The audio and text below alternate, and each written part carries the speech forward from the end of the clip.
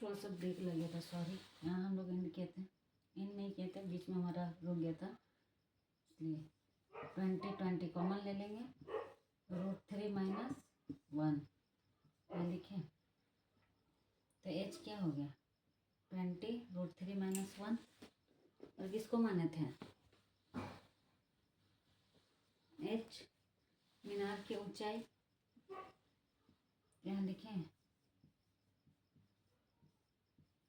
मीनार की ऊंचाई h = 20 √3 - 1 metre.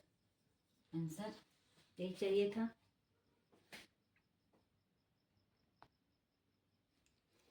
Question देखिए, एक मीनार के पाद बिंदु से एक भवन के शिखर का उन्नयन कोण 30 डिग्री है और भवन के पाद बिंदु से मीनार के शिखर का उन्नयन कोण 60 डिग्री है। यदि मीनार 50 मीटर ऊंची है तो भवन की ऊंचाई ज्ञात करें। ठीक है, मीनार मान लेते हैं मीनार है, मीनार के पाद बिंदु से भवन के शिखर, ये मान लेते हैं भवन, भवन के शिखर का उन्नयन कोण, भवन के शिखर का उन्नयन कोण यहाँ आ जाएगा।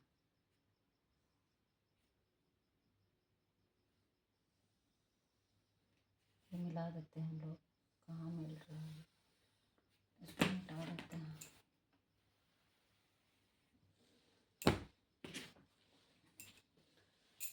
तीस डिग्री है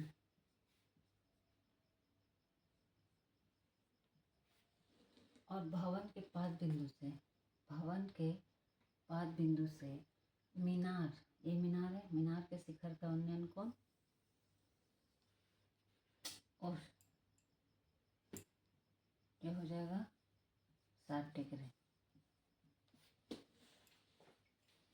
यदि मीनार 50 मीटर ऊंची है, मीनार क्या ऊंचाई दे दिया है 50 मीटर, तो क्या ज्ञात करना है, तो भवन की ऊंचाई ज्ञात करें। ये हमारा भवन है, इसको मान लेते हैं h, भवन की ऊंचाई ज्ञात करें। ठीक है, अब पहले हम लोग इसका नाम दे देते हैं A B C D। Solve करते हैं, क्या क्या दिया हुआ है, मीनार की ऊंचाई,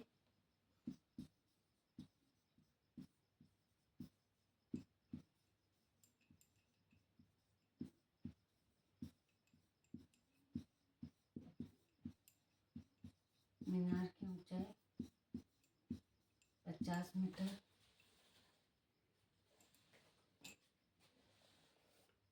और भवन की ऊंचाई, इसका नाम क्या था AB, और भवन की ऊंचाई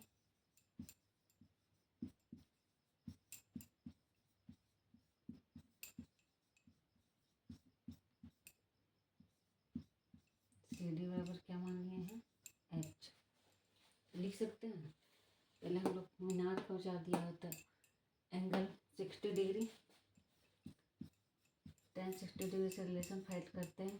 tan 60 इसके सामने का परपेंडिकुलर साइड से बेस, परपेंडिकुलर का नाम क्या है AB, AB/BC। यहाँ तक समझ गया।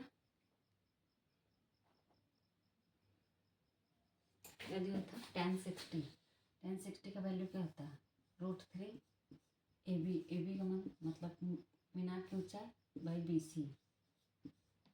ठीक है, तो क्या हो जाएगा BC क्रॉस मल्टीप्लिकेशन करेंगे तो BC = 50, ये नीचे चला जाएगा √3 मीटर। ये क्या निकल गया हमारे भवन और मीनार के बीच की दूरी। अब हम लोग लिख सकते, फिगर क्यों मिटा दिया,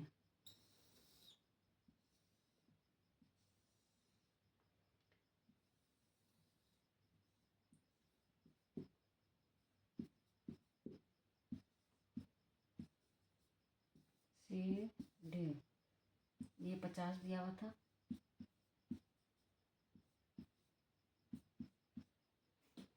ये निकल गया, यहाँ से दूरी क्या निकल गया 50 तो हम लोग क्या भवन की ऊंचाई याद करना है। तब लिखते हैं समकोण त्रिभुज ए नहीं बी सी डी में क्या हो जाएगा, tan 30 डिग्री इक्वल टू क्या हो जाएगा, tan 30 से रिलेशन फाइंड करेंगे तो क्या हो जाएगा, C D by B C. tan 30 का वैल्यू 1/√3, सी डी रखते हैं, बी सी का वैल्यू यहाँ आया है 50/√3 लिख सकते हैं, /√3। इसको नेक्स्ट स्टेप में ऊपर कर दें, 1/√3 इंटू सी डी इंटू √3/50। अब लिख सकते हैं 50 इधर चला जाएगा तो क्या हो जाएगा 50, इधर √3 ऑलरेडी है, ये √3 भी इधर नीचे चला जाएगा तो बचेगा क्या यहाँ, सिर्फ सी डी।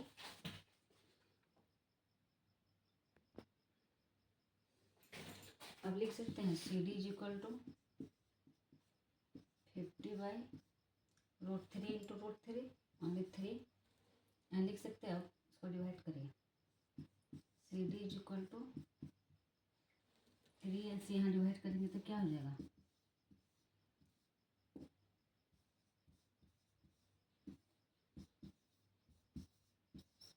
यहाँ लिख सकते हैं 16.2/3। सी डी किसको माने थे, भवन की ऊंचाई, यहाँ लिख सकते हैं।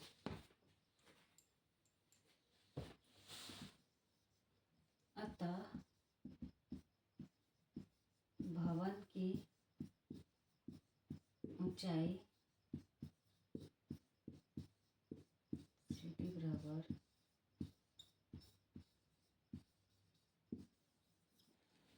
इतना, ठीक है।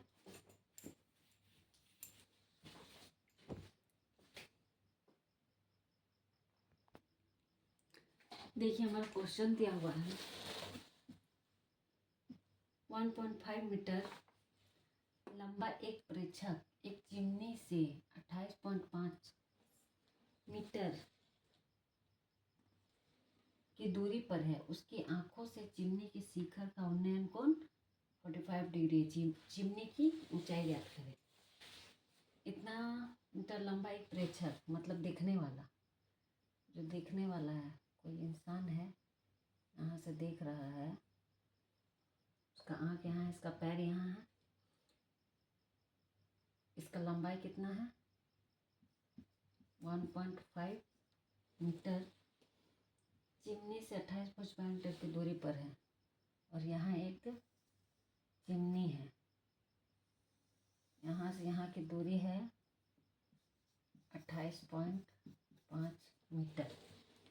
उसकी आँखों से, उसका आँख यहाँ, आँखों से चिमनी के शिखर, आँखों से चिमनी के शिखर का उन्नयन कोण 45 डिग्री है।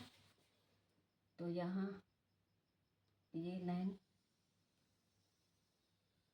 यहाँ से इसकी लंबाई बराबर हो जाएगी, ये 28.5 है तो ये भी 28.5 हो जाएगा।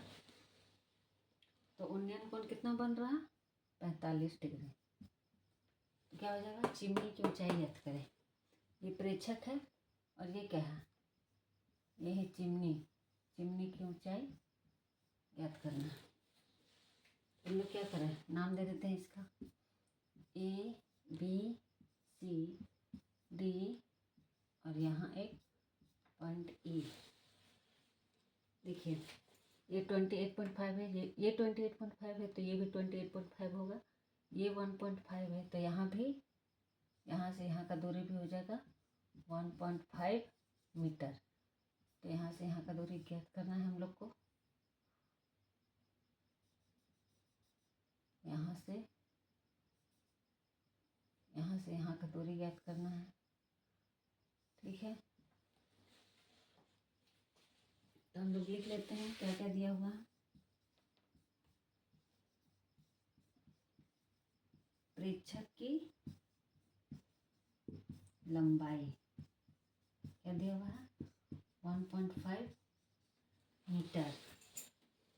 चिमनी से इतना मीटर की दूरी पर है, उसका दूरी कितना दिया हुआ है 28.5। उन्नयन कोण कितना बना रहा 45 डिग्री। चिमनी की ऊंचाई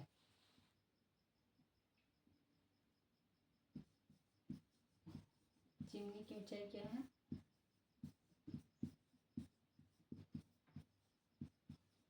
चिमनी की ऊंचाई है ए से बी, ए बी। अब इसको तोड़ के कैसे लिख सकते हैं ए ई प्लस ई बी। तो हमारा चिमनी की लंबाई निकल जाएगा, ऊंचाई निकल जाएगा। अब हम लोग देखते हैं त्रिभुज ए ई डी में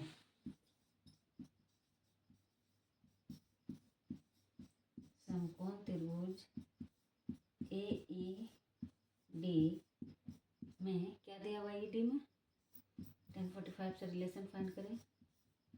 10 से ही रिलेशन फाइंड करेंगे 1045। इसके सामने परपेंडिकुलर, इसका नाम क्या है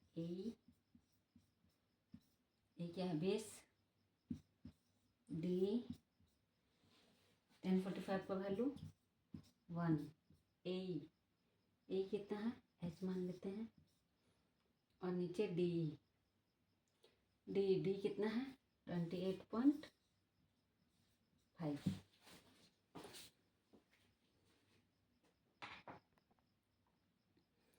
यहाँ से सॉल्व करते हैं, क्रॉस मल्टीप्लिकेशन करो।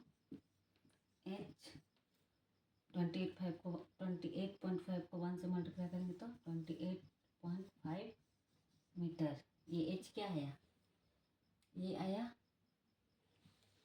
अच्छा यहाँ से यहाँ की दूरी क्या आया 28.5 ए। और हम लोग क्या माने थे चिमनी की ऊंचाई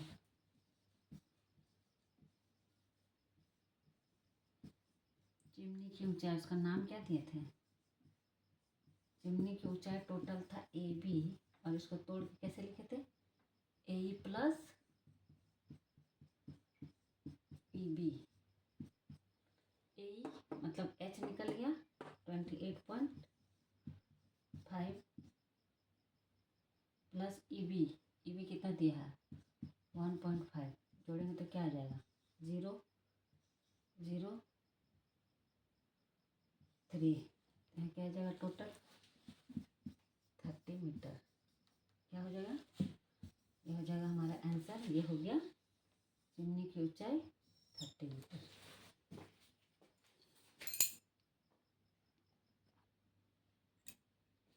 चलिए यहाँ क्वेश्चन दिया हुआ है भूमि के एक बिंदु P से 10 मीटर ऊंचे भवन के शिखर का उन्नयन कोण 30 डिग्री है और भवन के शिखर पर एक ध्वज फहराया गया है और P से ध्वज के शिखर का उन्नयन कोण 45 डिग्री है।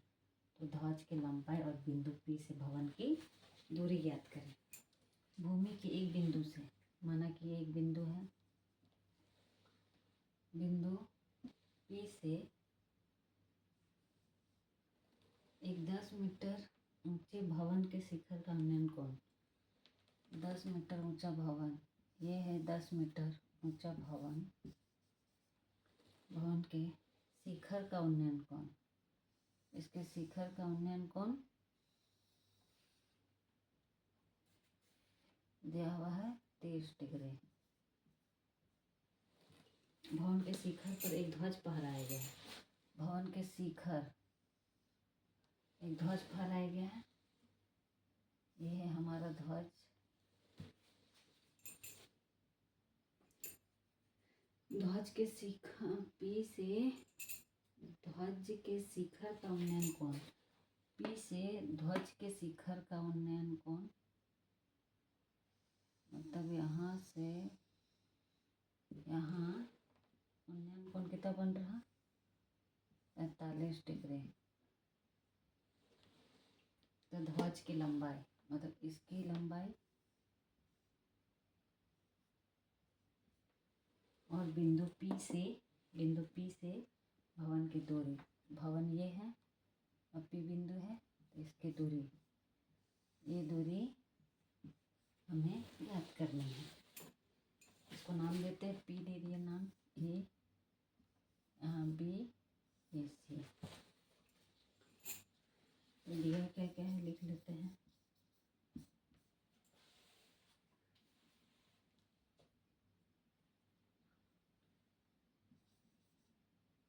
दिया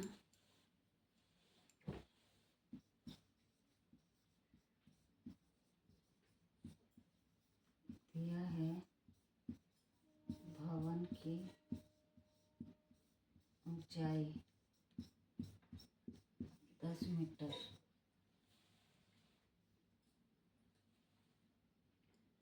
और यहाँ लिख लेते हैं ज्ञात क्या करना है, ध्वज की लंबाई। ध्वज की लंबाई 30 भवन की दूरी। तो यहाँ लिखते हैं समकोण त्रिभुज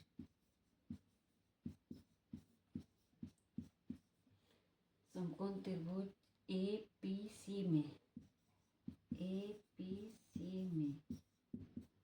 क्या हो जाएगा, एंगल पहला क्या दिया था, एंगल 30। tan 30 से रिलेशन फाइंड करना। tan 30 is equal to AC by AP। यहाँ तक समझ गया। tan 30 का वैल्यू क्या होता है, 1/√3। AC क्या दिया हुआ है, 10 मीटर। और AP का वैल्यू फाइंड करना था। AP क्रॉस मल्टीप्लिकेशन करें, AP को 1 से मल्टीप्लाई करेंगे AP, और 10 को √3 से मल्टीप्लाई करेंगे 10√3। और वहाँ क्या बोल लिया था, √3 इज इक्वल टू 1.732 यूज करना। तो यहाँ लिख सकते हैं AP is equal to 10 into 1.732 multiply करेंगे तो क्या हो जाएगा, AP is equal to 17.32 metre. AP हमारा क्या हो गया, बिंदु P से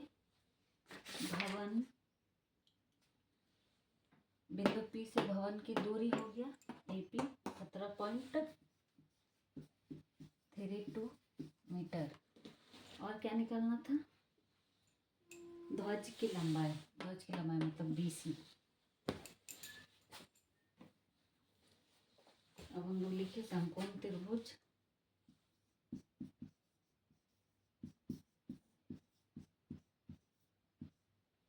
टोटल लेते हैं ABP में इसमें tan 30 लिए थे और इसमें tan 45 is equal to tan 45 इसके सामने का ये परपेंडिकुलर AB प्लस या बेस AP और tan 45 का वैल्यू 1। AB को लिख सकते हैं AC plus CA by AP कितना निकला, 17.32। क्रॉस मल्टीप्लाई करेंगे तो क्या मिलेगा, 1 से 17.32 इज इक्वल टू AC का वैल्यू दिया हुआ है 10 प्लस CA। यहाँ AC नहीं BC, यहाँ BC लिखना था, BC प्लस CA। BC का नहीं दिया हुआ है, BC तो निकालना है, BC प्लस CA क्या दिया हुआ है, CA 10। अब इधर करो 17.32।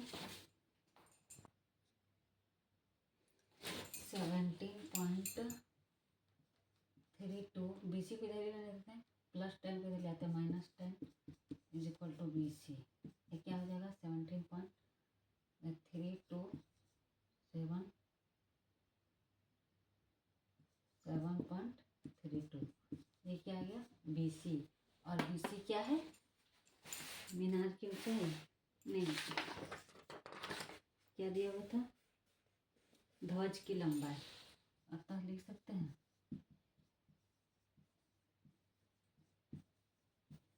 ध्वज की लंबाई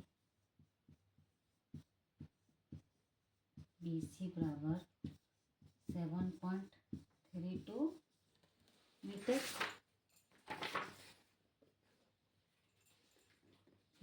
और ये निकल गया था बिंदु P से भवन के बीच की दूरी। ये एक आंसर और पहले जो एक था वो एक आंसर।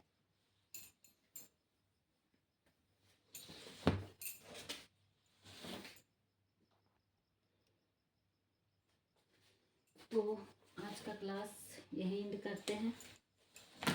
आप लोगों को वीडियो पसंद आए तो प्लीज़ लाइक करिएगा।